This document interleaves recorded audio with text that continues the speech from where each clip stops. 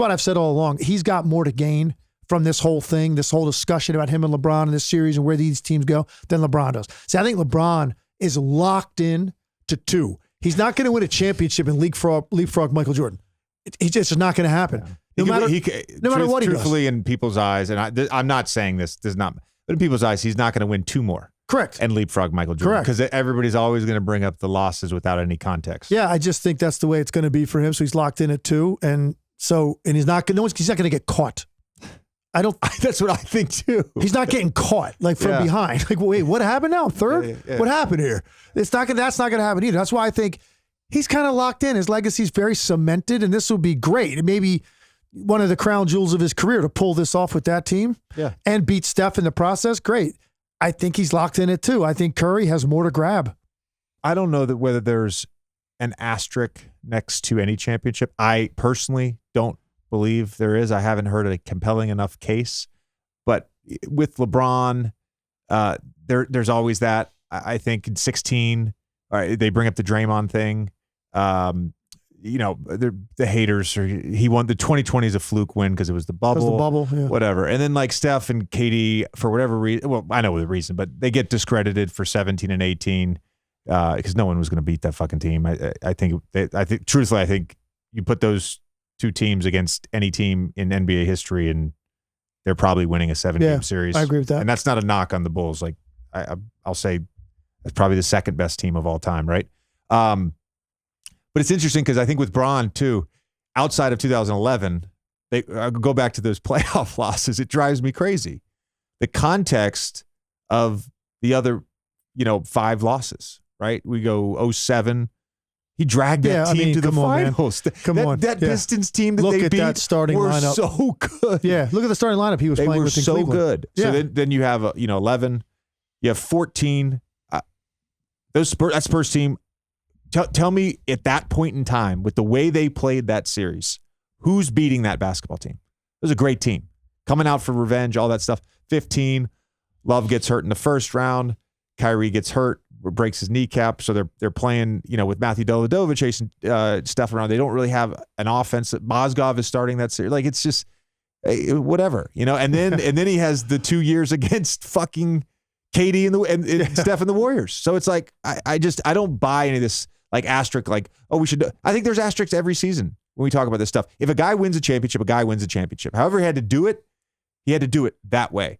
And LeBron, for whatever reason specifically, he had to do it with D Wade and well, guess what? Larry had to do it with Kevin McHale and Robert Parrish, and Magic had to do it with Kareem and James Worthy, and Bill Russell had to do it with John Havlicek and Bob Cousy and Sam Jones and Bailey Howell. I don't. I love a Bailey Howell reference when I didn't see it coming. That. No, that's tremendous. I was going to say to that, and this is sort of to the point of the Giannis comments from last week. Like Bron losing to those teams, that season is a success. Like get those Cavs teams in 17, like that was like objectively a successful season, even if you don't have a championship. And so that does feel like when you're looking at the whole body of work. It's not just like, championship or this is an L.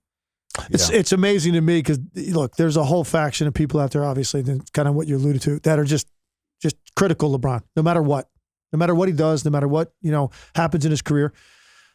Despite all of that, and probably being the most hyped player in the history of this league to enter the league, he lived up to it. And he still has had this kind of career despite all of that.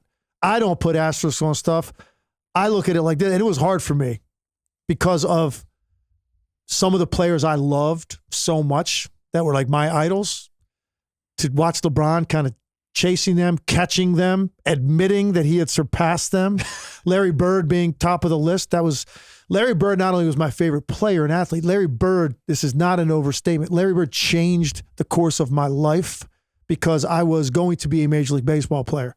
That was my thing. I mean, legit. I could throw 90s in high school. This sounds familiar. That was my path. My dad was a baseball coach, right? And then I start watching this dude, come into the league right at the exact same time I went into high school. And I played both sports, but basketball was definitely secondary to me. And just watching those teams, and it wasn't just the Celtics team, it was watching the Lakers too.